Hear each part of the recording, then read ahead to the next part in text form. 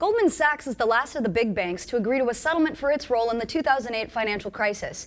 The sum is $5.1 billion, but many say that number is small compared to the investment bank's enormous profits, and that the Department of Justice has again failed to punish individual actors involved in Goldman's shady dealings. Okay, so as I said, this is the fifth of the big banks to settle a deal. So this is $5.1 million. This is at the tail end of a residential mortgage-backed securities working group that was established in 2012 to basically point out the role that these big banks played in the mortgage crisis. So $5.1 billion might seem like a lot to you or I, but it's actually not that much in comparison to Goldman Sachs profits, which many people have said maybe in 6 weeks they can pull in that kind of money. So it's also not as much as, for example, Bank of America had to pay. They paid $16.6 billion. JPMorgan Chase paid $13.3 billion, and even Citibank paid $7 billion. So the major criticism here, though, is, of course, that no individual bankers or actors in this financial crisis was actually held accountable or penalized in any way. So obviously the issue, the mortgage crisis in general is a little bit complicated when you're talking about subprime mortgages and just, you know, shady dealings when it comes to that. The biggest thing that you need to keep in mind is that Goldman Sachs was basically making money off of the assumption that people were going to fail. So they would buy these loans issued by subprime mortgage specialists such as Countrywide, which later went out of business, and then they would package those loans into bonds, sell them to investors, but not fill them in on the risk involved. So then, of course, when those mortgages went sour and people's credit went down the tubes, people lost big. So what do you think off the bat here? And they were basically betting on that happening, and they didn't care. Look, you mentioned this in the beginning, Joya.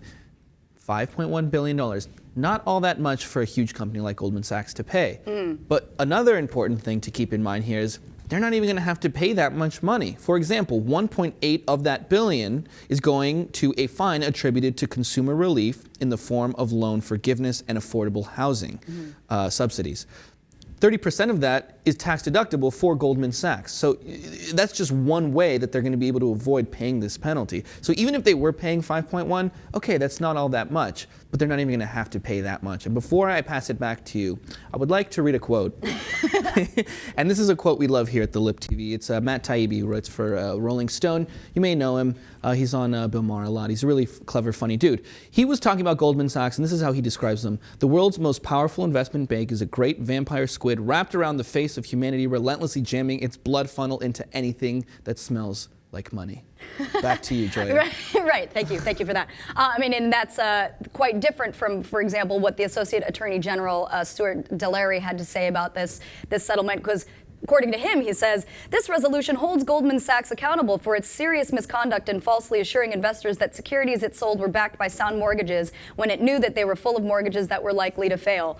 And then even Goldman Sachs, when dealing with this, they were happy to have this resolved. And they said, since the financial crisis, we've taken significant steps to strengthen our culture, reinforce our commitment to our clients, and ensure our governance processes are robust. Which is interesting. They make no mention of blood funnels in their quote, and I find that very fascinating. But just to give you an idea as well, so Lloyd Blankfein, who's the chairman of Goldman Sachs, he's been implicated in all of this, of course, because he's the one that oversaw all of this, and he actually turned the investment firm into a bank so that he could get TARP money from the government, which is just shady as all get out. And then leading up to the financial crisis in 2006, 2007, he made himself $114.4 million. And then even after the crisis, he made $42.9 million. The additional bailout of Goldman Sachs was $43.4 billion. So again, this $5 billion number is like no big deal. It really bothers me. And it's sad. And, on top of that, we're not going to see anybody going to jail either. So there's always that as well. That's the biggest thing, too. Like, for me, I know people's eyes glaze over when you talk about just the numbers and the data involved. But it's really just about corporate criminals and how corporate crime seems to go unpunished when somebody who, like steals something from a grocery store, they can be arrested. It's just ridiculous. And even advocacy groups say the same thing. For example, there's Better Markets, which is a nonprofit organization that advocates for financial reform. Their president, Dennis Kelleher, had this to say. He says, that is not justice. Every single individual at Goldman who received a bonus from this illegal conduct not only keeps the entire bonus, but suffers no penalty at all. So, I mean, it's also something that Bernie Sanders is talking about literally all the time. yeah, absolutely. I mean, you know, we've those damn vampire squids. Yeah, the vampire squids. Well, he talks a lot, especially about how like Hillary Clinton is giving speeches for Goldman Sachs and why people are cynical about that because these guys are shady. So, okay, so this is just the latest that we've seen. Goldman has to, you know, pay up for their shady dealings, and I guess you could take that to the bank.